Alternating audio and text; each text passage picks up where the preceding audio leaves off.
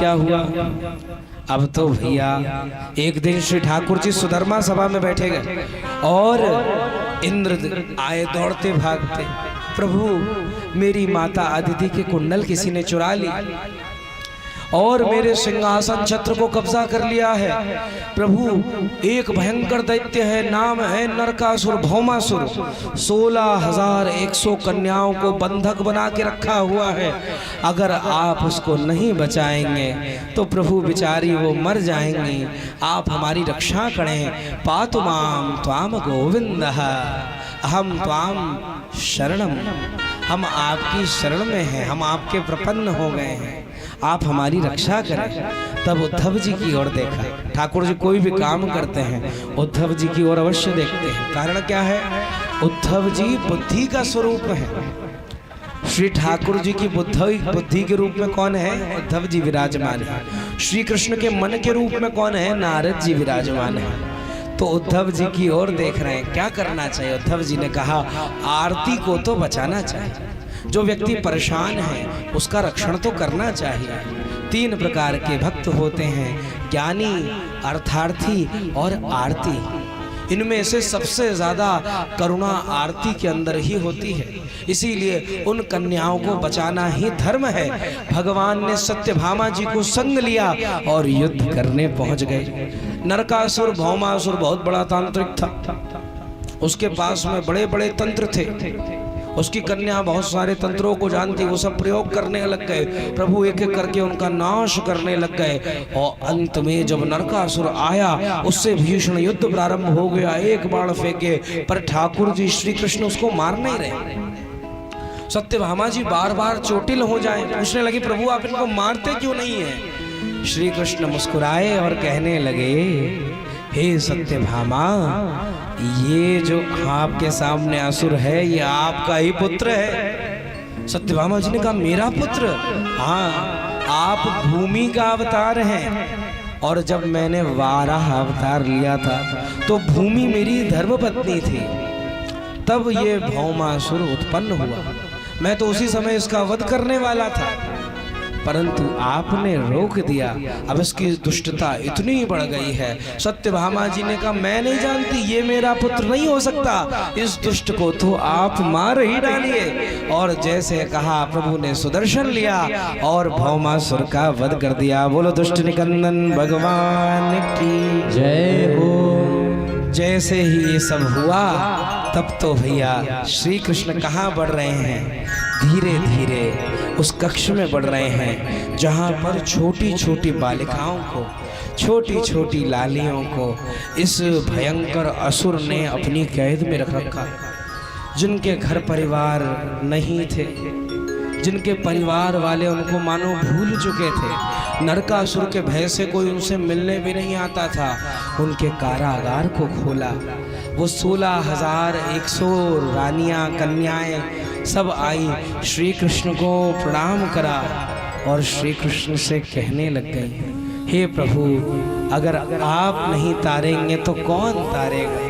हे प्रभु अगर आप नहीं बचाएंगे तो कौन बचाएगा?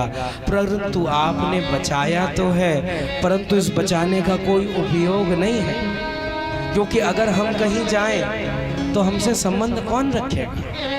जो एक असुर की कैद में इतने वर्ष रही हूँ, क्या समाज हमें स्वीकार करेगा? क्या लोग हमें स्वीकार करेंगे? क्या कोई हमें बचाएगा? इसीलिए श्री कृष्ण हमारा तो कोई आसरा नहीं है, आपने प्राणों को तो बचाया, बहुत बहुत धन्यवाद, बहुत कृपा है। परंतु प्रभु सत्य बात तो ये है कि प्राण बचाने के बाद भी अब हमें मरना ही पड़ेगा, अब हमें जाना ही पड़ेगा। इस जीवन का कोई मोल नहीं है, इस जीवन का कोई लाभ नहीं है। तब श्री कृष्ण ने सत्यभामा जी की ओर देखा और सत्यभामा जी से कहा क्या इनको स्वीकार कर ले? सत्यभामा जी ने कहा ऐसे प्रिय भक्तों को तो आपको स्वीकार ही करना चाहिए। तब श्री कृष्ण ने इन सबको दासियों के रूप में नहीं, सेविकाओं के रूप में नहीं, जैसी रानी का सुख रुक्मिणी जी प्राप्त कर रही हैं, जैसा सत्यभामा जी प्राप्त कर रही हैं वैसा सुख प्रदान करते हुए उन 16,100 अबला कन्याओं को अपना आश्रय प्रदान करा, अपना ठौर प्रदान करा, अपनी भक्ति प्रदान करी। इसीलिए प्रभु कहते हैं, इसीलिए कहा जाता है कि इनसे दयालु कोई और नहीं होगा। कम्बा दयालुम शरणम ब्रजेम। इसीलिए संत जन क्या कहते हैं, ऐसे दयालु प्रभु को अपने जीवन की डोर सौंप देनी चाहिए, तभी काम बनेगा। इस प्रकार से श्री ठाकुर जी ने इतने सुंदर विवाह करे और ठाकुर जी के 16,108 विवाह हुए। बोलो भक्त वत्सल भगवान की। अब एक प्रश्न बनता है, 16,108 विवाह का तो भाव हमने समझा, पर ये भी साधारण नहीं है। आप सोचो, ये 16,100 जो रानियां हैं ये साधारण कोई कन्या होंगी नहीं। वेद के अलग अलग कांड हैं, अलग अलग वर्गीकरण है। हमारे वेदों में उपासना कांड है, ज्ञान कांड है और कर्म कांड है। जहाँ पर ब्राह्मण ग्रंथों में वर्णन मिलता है वो सब कर्मकांड के अंतर्गत आ जाता है, और जहाँ पर वेदांत का वर्णन है, उपनिषद का वर्णन है, वो सब का सब ज्ञान कांड में आ जाता है। तो बचा क्या, उपासना कांड। अब जब व्यक्ति गृहस्थी में रहेगा तो क्या करेगा, भगवान की उपासना करेगा, भगवान का भजन करेगा। तो इसीलिए भैया ठाकुर जी ने उपासना कांड के 16,000 जो मंत्र हैं उन्हीं को मूर्तिमान स्वरूप में विवाह कर कर स्वीकार करा है। बोल भक्त वत्सल भगवान की।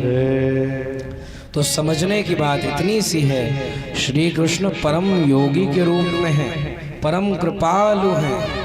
इस प्रकार से ठाकुर जी ने इन सब का रक्षण करा। और आगे एक बार सत्यभामा जी जब वापस आने लगी, ठाकुर जी ने कुंडल आदि वापस करे अदिति माता के, इंद्र को दिया उसका छत्र। अब सत्यभामा जी के मन में आया, स्वर्ग में पारिजात वृक्ष बहुत बढ़िया है, तो एक काम क्यों ना करा जाए। क्या करा जाए, इस पारिजात वृक्ष को हम ले चले। अब ठाकुर जी ने कहा पारिजात वृक्ष कैसे जाएगा, बोलिए तो स्वर्ग में रहता है। नहीं नहीं, हमें तो ले जाना है, हमें तो जाना पड़ेगा। अब तो भैया श्री रुक्मणी जी हट पार कर बैठ गई, श्री सत्यभामा जी बहुत हट करने लग गई। तब ठाकुर जी ने इंद्र से कहा, हे इंद्रदेव देवराज, मेरी धर्म पत्नी सत्यभामा की इच्छा है कि आपका ये पारिजात वृक्ष को ले जाएं। इंद्र ने कहा, प्रभु बड़ी कृपा है, आपने रक्षा करी, सब ठीक है, पर पारिजात वृक्ष तो हम आपको प्राण त्याग कर भी नहीं दे सकते।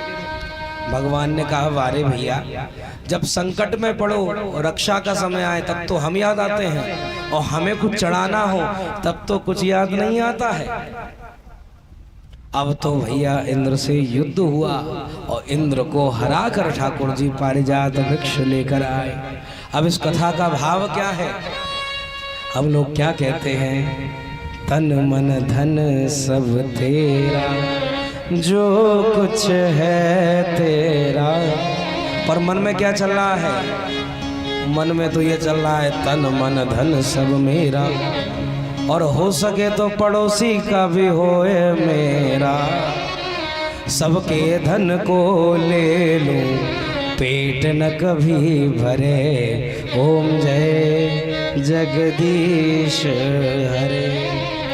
अब जब ऐसी स्थिति आती है तब प्रभु क्या करते हैं, प्रभु जैसे इंद्र से युद्ध करते हमसे भी युद्ध करना शुरू कर देते हैं। जिस चीज में आपको सबसे अधिक मोह होगा आप करके देखना, करके क्या देखना, अपना जीवन है, सबने जिया है, उस जीवन में देखिए जिस चीज से आपको सबसे अधिक लगाव होगा वही चीज कहीं ना कहीं खो जाएगी, निकल जाएगी, कहीं गायब हो जाएगी, खराब हो जाएगी।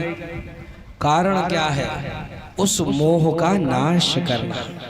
भगवान क्या मन में भावते हैं कि मेरा जो भक्त है न हर्षति न त्वेष्टि न सोचति न कांक्षति, मेरे भक्त को ऐसे मोह में नहीं पड़ना चाहिए, और अगर मोह में पड़ जावे तो ठाकुर जी उससे निकालते हैं।